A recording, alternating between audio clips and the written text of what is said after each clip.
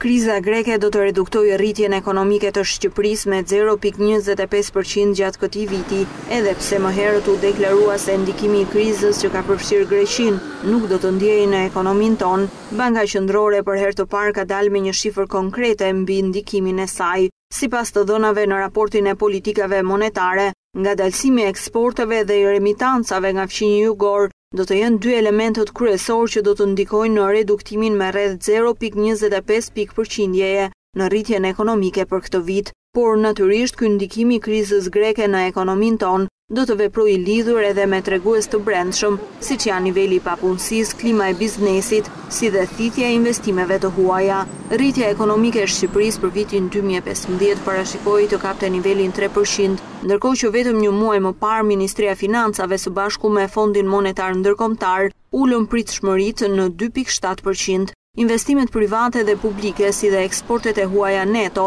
ishin dy prej treguesve që dhanë ndikimin më të madh në rritjen e ekonomisë gjatë pjesës së parë të vitit, ndërkohë që të ardhurat në buxhet rëndësishëm dhe konsumi i familjeve shqiptare gjithashtu pësoi ulje. Por duke vlerësuar të gjithë treguesit me shumë gjasa, parashikimi për rritjen ekonomike do të rishikohet përsëri me ulje.